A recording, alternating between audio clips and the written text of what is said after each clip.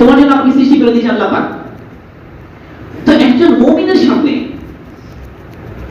একজন মুমিন তরুণের সামনে এই গুণার সমুদ্রের মধ্যে অশ্লীলতার ভয়াবহতার ভিতরে ইনডোর আউটডোরে অনলাইনে অফলাইনে বিশাল এক চেষ্টা, বিশাল এক মেহনত তাকে করতে হবে। যে করে অনেক কষ্ট হয়, তার অনেক লড়াই করতে হয়, নিজে গুণা থেকে বাঁচাতে গিয়ে অনেক নিজের উপর অনেক করার চালাতে হয়, নফসের উপরে সেটা করার সে চালায়। তার এই করার চালানো তার রবকে খুশি করে দেয়, রব খুশি হয়ে যায়, মালিক খুশি হয়ে যায়। খুশি হয়ে তাকে দুনিয়াতে এমন ইবাদতের স্বাদ আল্লাহ পাক তাকে দান করেন, সে সিজদা দিলে সে এই স্বাদ অনুভব করে, সে রুকু করলে এই স্বাদ অনুভব করে, সে তেলাওয়াত করলে এক স্বাদ অনুভব করে, সে বসের সাথে উঠে এক ধরনের স্বাদ অনুভব করে। এই জন্য আল্লাহর ওলিগণ তারা শেষ সাথে উঠতেন। এই শেষ সাথে ওঠার মজা বোঝা দিকে তারা বলতেন যে শেষ সাথে বাদশাহী। তারা বলতে যে আল্লাহ তুমি আমাকে শেষ সাথে বাদশাহী দান করেছো, এই বাদশাহী চিনিয়ে নিও না। বরঞ্চ এই বাদশাহী বলেছে কি মজা পেয়েছে, এটি যে বাদশাহী বলছে, এই বাদশাহী হলো ওই যে সেই নজরে হেফাজত করেছে, কষ্ট হয়েছে তার, এটার ফল, এটার পুরস্কার দুনিয়াতে নগদ। সিজদার মধ্যে এত মজা, সেটা থেকে নজর তুলছে না, সে তেলাওয়াত করছে, দুই চোখ ভেসে যাচ্ছে, কেউ থামছে না। কি বলে পাচ্ছে সে, আল্লাহ পাকে জিকির করছে, দোয়ায় হাত উঠিয়েছে, এমন কান্না করছে সে যেন সে আর হাত নামাবে না। কি মজা সে এখানে পাচ্ছে, এটা নগদ পুরস্কার আমাদের। আরেক সাথে হলো ইলমের। ইমাম মুহাম্মদ রাহিমাহুল্লাহ তিনি যখন এক একটা মাসআলা হল করতেন, শরীয়ত যে কোনো বিষয়ে এক একটা মাসআলা, যেটা কঠিন একটা মাসআলা আটকে গেছে, প্রশ্ন এসেছে, অনেক চিন্তা, অনেক গবেষণা, অনেক ইস্তেহাদের পরে যখন এই মাসআলার সমাধান পেয়ে যেতেন, তখন তিনি কথা বলতেন, আইনা আবনাউল মুলুক মিন হাদিহিল লাযযাত, কোথায় রাজারা, কোথায় রাজপুত্র, কোথায় রাজা, তারা কই পাবে এই যে স্বাদ আর মজা আমি পাচ্ছি, সেটা তারা কই পাবে? তো বলে যে নফস স্বাদ পায়, তো নফস যে স্বাদ পায় তার চেয়ে অনেক বেশি স্বাদ ব্রেনের স্বাদ, ব্রেন যে মজা পায়। ইলমের যে স্বাদ, এটা হলো ব্রেনের মজা। জটিল জিনিসগুলো সমাধান হয়ে যায় কোন বাহিরে এক আয়াতের মধ্যে ডুব দিয়ে, যখন জ্ঞানের নতুন দিগন্ত তার সামনে খুলে যায়, সে জানে যে কি জ্ঞান, কি মজা সেখানে পাচ্ছে। এই হলো মুমিনের জন্য দুনিয়াতে।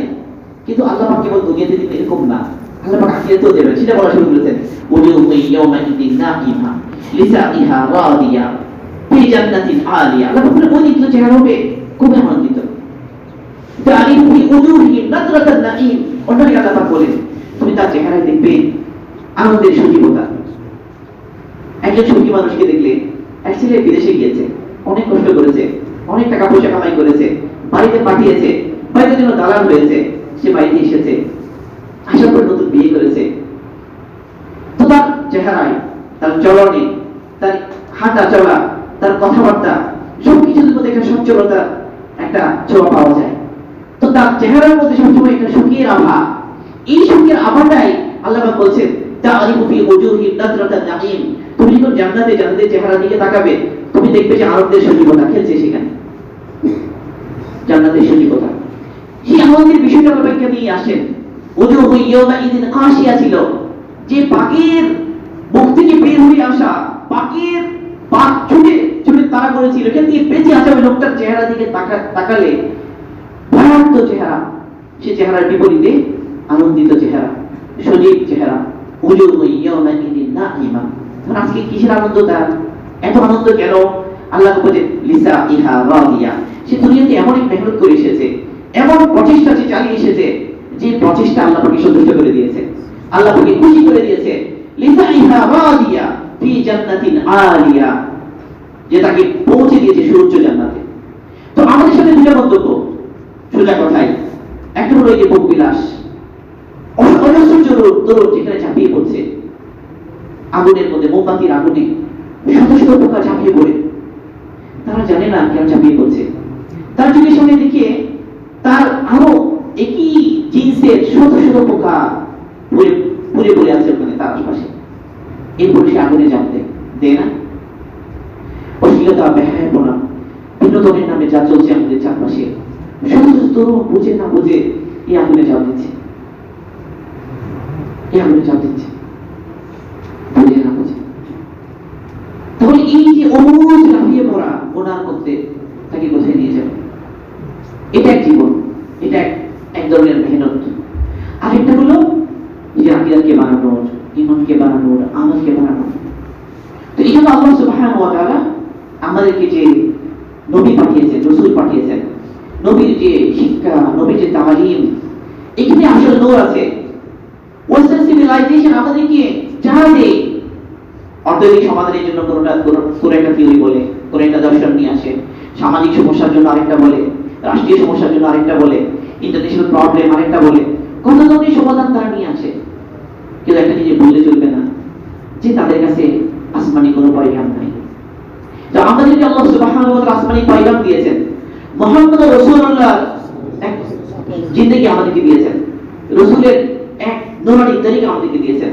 আল্লাহ পাক কসম খেয়ে বলেন, ফালা ওয়া রাব্বিক লা ইউমিনুনা হাত্তা ইউহাক্কিমুকা ফীমা শাজারা বাইনাহুম সুম্মা লা ইয়াজিদু ফি আনফুসিহিম হারাজান মিম্মা কাদাইতা ওয়া ইউসাল্লিমু তাসলিমা।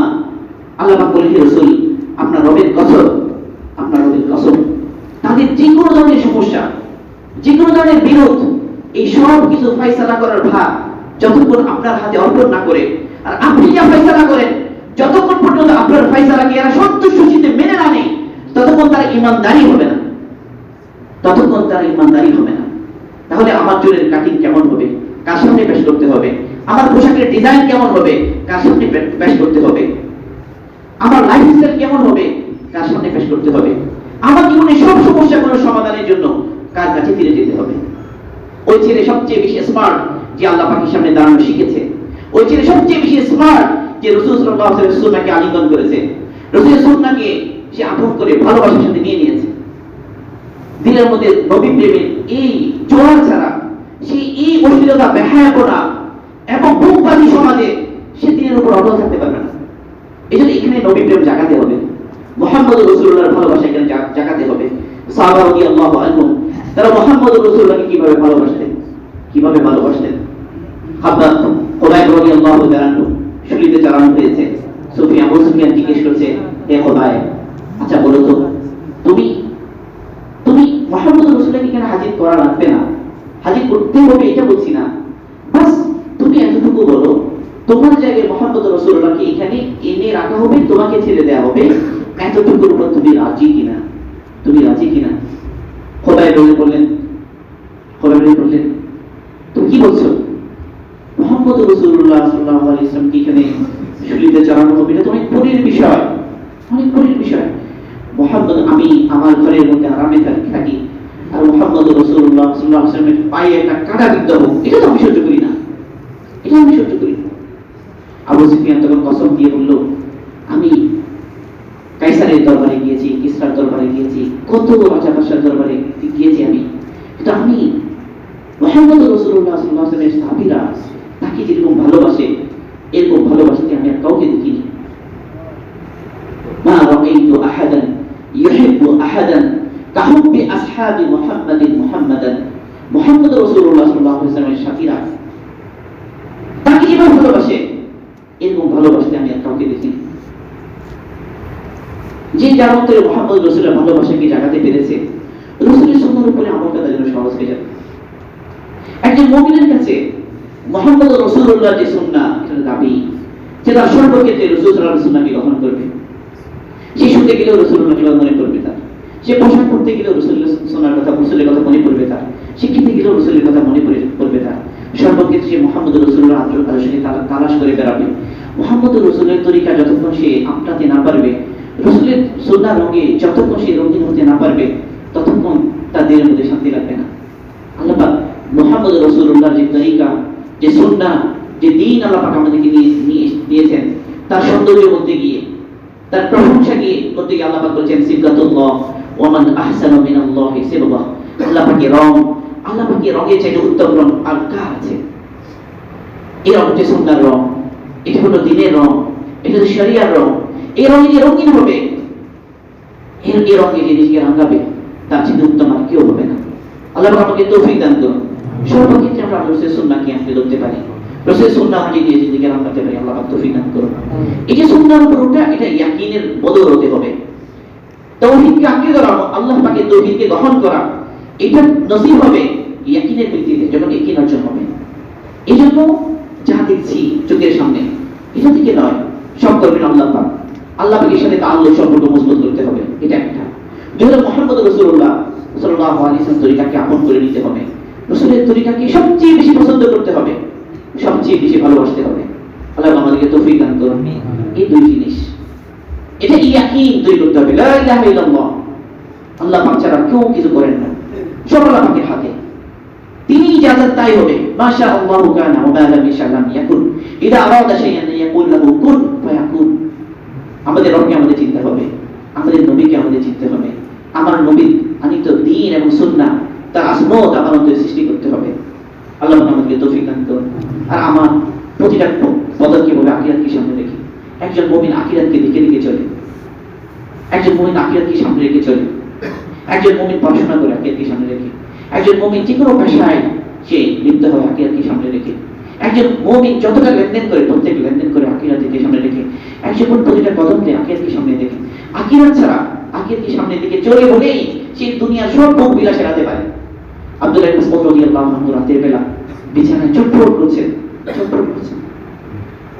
অনেক স্ত্রী বললেন যে কি হলো, আপনি কেন ঘুমাচ্ছেন না, কেন একটু অস্থির?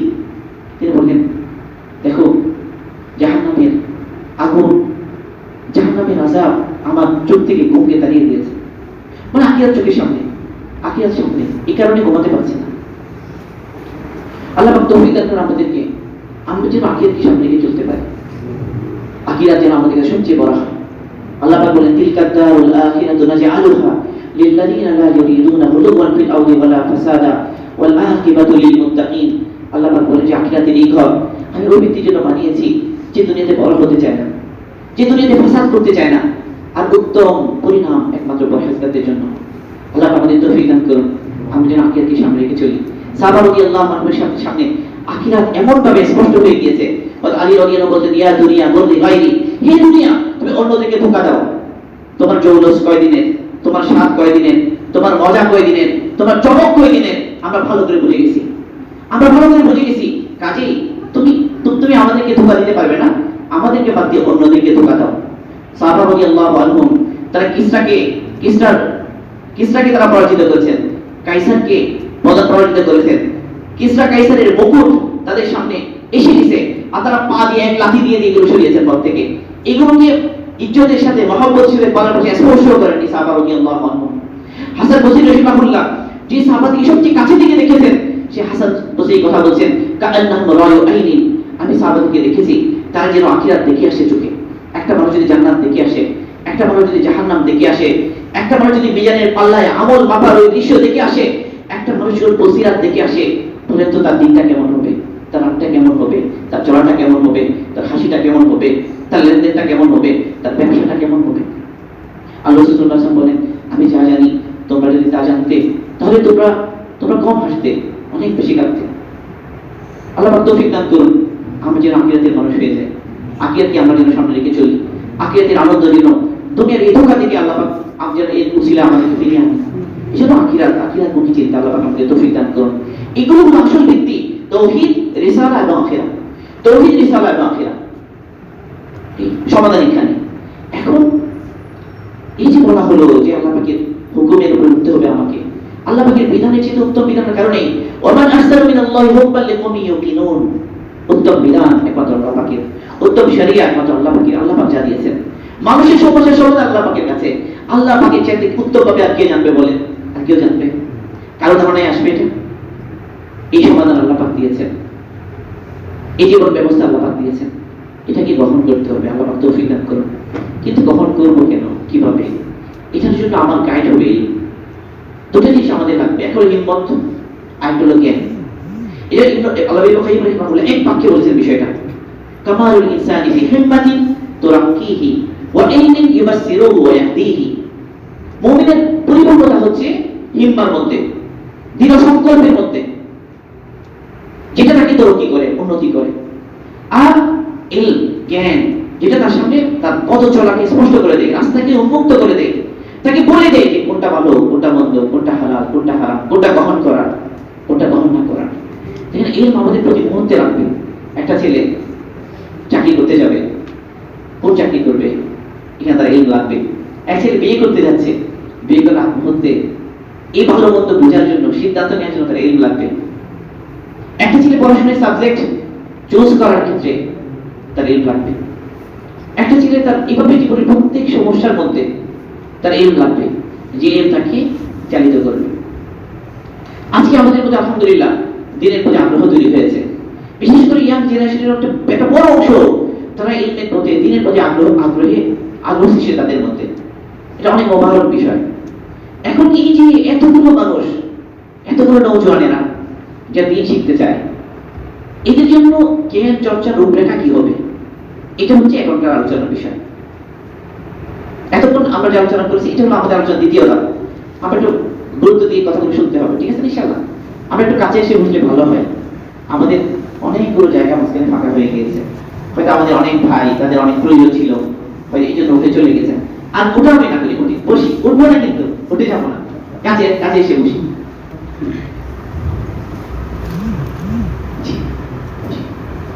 তো এই জন্য যেটা বলতে চাচ্ছি যে ইলমের জন্য আমাদের কি করতে হবে।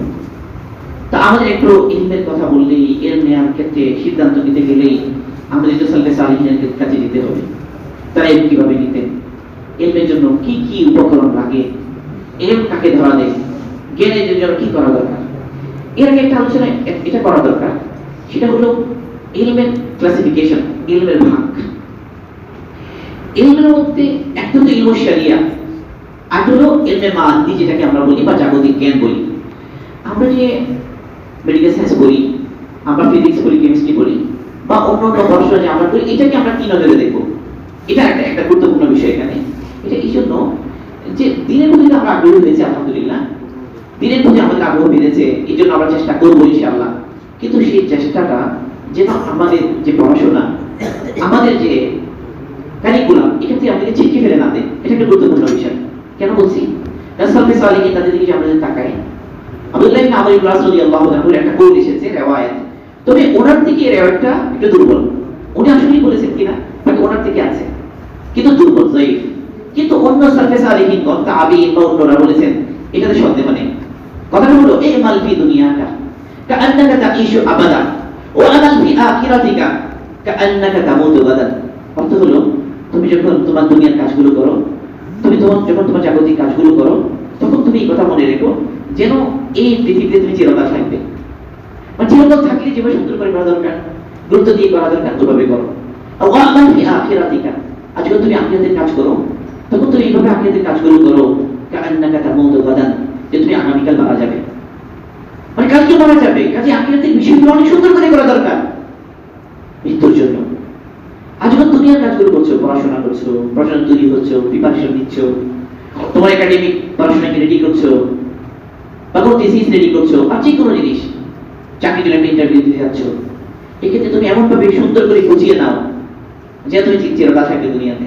জাস্ট একটা কথা আর কি, আব্দুল্লাহ ইবনে জুবাইর রাদিয়াল্লাহু তাআলা সম্পর্কে ইমাম যাহাবী রাহিমাহুল্লাহ তারিখুল ইসলাম কিতাবের মধ্যে এই কথাটা এনেছেন। আমর ইবনে কায়েস রাহিমাহুল্লাহ বিখ্যাত তাবী, তিনি আব্দুল্লাহ ইবনে জুবাইর রাদিয়াল্লাহু আনহুকে বলছেন, আমরা চিনি তো আব্দুল্লাহ ইবনে জুবাইরকে। আব্দুল্লাহ ইবনে জুবাইর রাদিয়াল্লাহু তাআলা তিনি হচ্ছেন মক্কায় হিজরত করার পরে মুহাজিরদের প্রথম সন্তান, যার জন্মের পর সমস্ত মুহাজিরগণ অনেক বেশি আনন্দিত হয়েছিলেন, অনেক বেশি আনন্দিত হয়েছিলেন। হিজরত করার পরে প্রথম সন্তান আব্দুল্লাহ ইবনে জুবাইর। তো আব্দুল্লাহ ইবনে জুবাইর রাদিয়াল্লাহু তাআলা তার ব্যাপারে আমর ইবনে কায়েস রাহিমাহুল্লাহ বলছেন, তিনি বলছেন, কুনতু ইযা নাযারাতু ইলাইহি ফি আমরি দুনিয়া কুলতু হাযা রাজুলু লাম ইউরিল্লাহা তারফাতা আইন ওয়া ইযা নাযারাতু ইলাইহি ফি আমরি আখিরাতিহি কুলতু হাযা রাজুলু লাম ইউরিদি দুনিয়া তারফাতা আইন। তিনি বলছেন, আব্দুল্লাহ ইবনে জুবাইর, তাকে যখন আমি দুনিয়ার কাজ করতে দেখি, তখন আমি মনে মনে বলি, এই লোকটা মনে হয় চোখের পলক ফেলার সময়টুকুর জন্য কখনো আল্লাহ পাককে সন্তুষ্ট করার খেয়াল করেনি। আর যখন আমি আব্দুল্লাহ ইবনে জুবাইর রাদিয়াল্লাহু আনহুকে আখিরাতের কাজে দেখি, তখন আমি মনে মনে বলি, এই লোকটা মনে হয় চোখের পলক ফেলার সময়টুকুর জন্য কখনো দুনিয়া কামনা করেনি। মানে ব্যালেন্স ভারসাম্য। আব্দুল্লাহ ইবনে জুবাইরের সালাতে কেমন মনোযোগী ছিলেন সে ব্যাপারে দুইটা ঘটনা এসেছে হায়াতুস সাহাবাতে। একটা হলো এটা যে আব্দুল্লাহ ইবনে জুবাইর রাদিয়াল্লাহু আনহু বাইতুল্লাহতে মসজিদুল হারামে সালাত আদায় করছেন। ওই সময়ে ওনার সাথে লড়াই চলছে হাজ্জাজ বিন ইউসুফের ওই বাহিনী। তো এক সময় হলো কি যে একটা গোলা দাড়ি এবং গলার মাঝখান দিয়ে গিয়ে ওয়ালে পড়লো, ওয়াল দশে পড়লো। আপনি নির্বিকার সালাত আদায় করছেন, কোনো খবর নেই। আরেকদিন হলো আব্দুল্লাহ ইবনে জুবাইর রাদিয়াল্লাহু আনহু ঘরের মধ্যে সালাত আদায় করছেন, পাশে তার বাচ্চা শোয়া। হঠাৎ করে ছাদ থেকে সাপ পড়েছে। সাপ যখন পড়েছে বাচ্চাকে নিয়ে উঠেছে, লোকজন অন্যরা সবাই দৌড়ে এসেছে, তারা ওই সাপকে মেরেছে সবাই মিলে। বলে তো সাপ মারাটা কেমন ব্যাপার, সাপ মারার চিন্তা একটু ভাবি যে সাপ মারার সময় কেমন অবস্থা হয়ে যায়। কিন্তু আব্দুল্লাহ ইবনে জুবাইর নামাজে আছেন, খবরই নাই।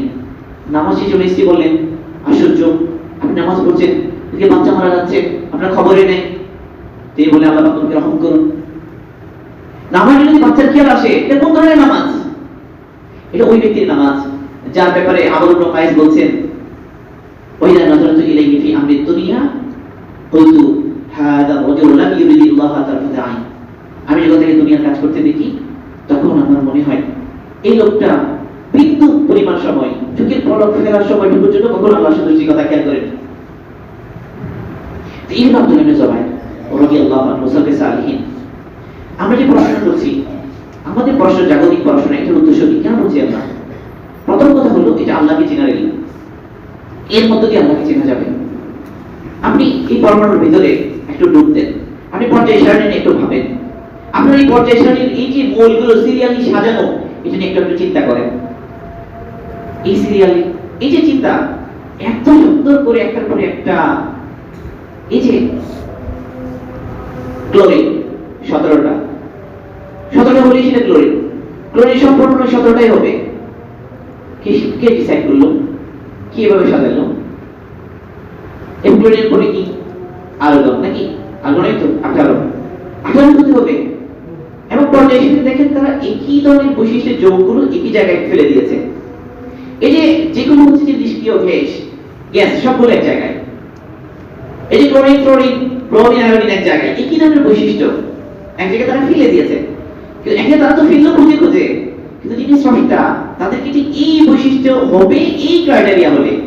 তার অ্যাটমিক যে বিন্যাস, ইলেকট্রন বিন্যাস এমন হলে তার এই বৈশিষ্ট্য হবে, আর এমন হলে সে এই ধরনের বৈশিষ্ট্য হবে।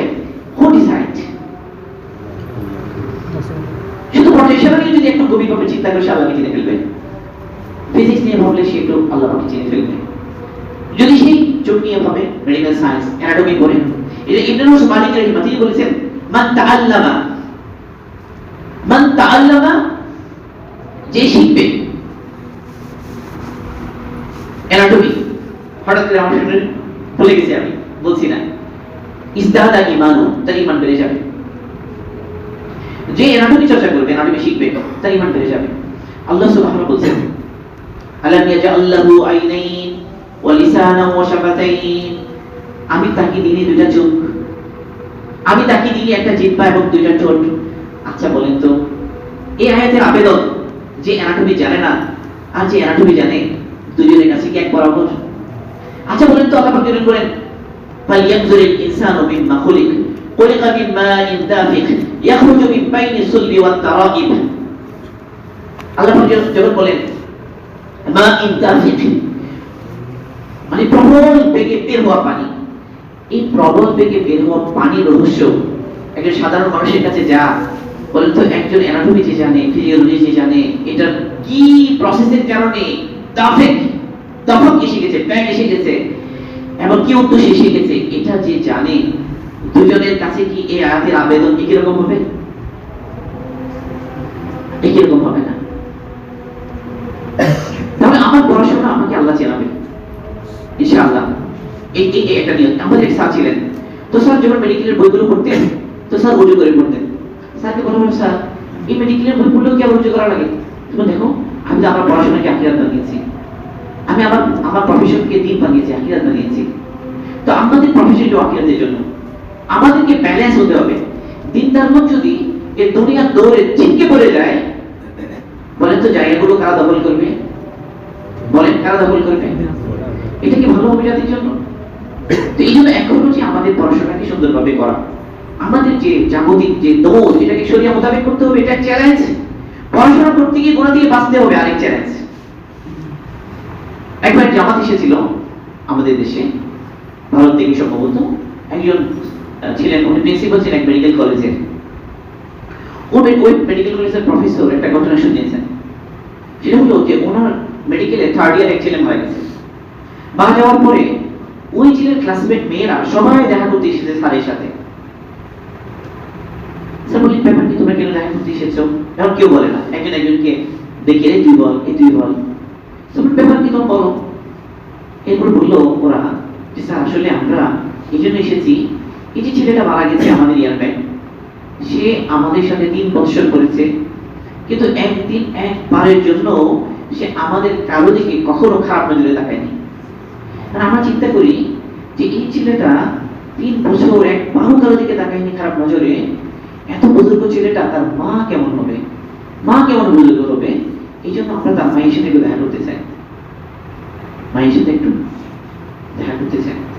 এরকম ছিল তো মেডিকেল কলেজে পড়ে, তাই না? অ্যাকচুয়ালি অক্সফোর্ডে পড়তো। তো অক্সফোর্ডে এক মেয়ে ছিল খ্রিস্টান, অনেক বেশি সুন্দরী। এই সুন্দরীর একটা গর্ব ছিল এটা যে মানে ইউনিভার্সিটিতে এমন কোনো ছেলে নাই যে তার দিকে তাকায়নি, যে তাকে কামনা করেনি। মানে এটা তার একটা প্রায় এটা নিয়ে সে গর্বিত ছিল। কিন্তু ওই ইউনিভার্সিটি পড়তো এক ছেলে আল্লাহওয়ালা, যে নজরকে নিচু করে, সে কখনো ওর দিকে তাকায় না। এগোতে লাগছে, এটা আমার দিকে না থাকি কেউ পারে না, ব্যাপার কি তুমি। সে একদিন তাকে পথে দাঁড়িয়ে গেছে, বলে তুমি আমাকে তাকাও না,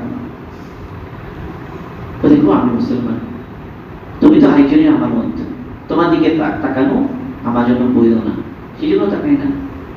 এই মেয়ে তো না, কেন তুমি তাকাবে না, সবাই তাকাচ্ছে, ও দেখো আমার সামনে আখিরাতে জীবন আছে, আমি তোমার দিকে তাকিয়ে আখিরাতে আমার জন্য যারা আছে, তোমার চেয়ে যারা বেশি সুন্দরী, আমি তাদেরকে হারাতে চাই না। আমার চেয়ে সুন্দরী আরো আছে, হ্যাঁ না?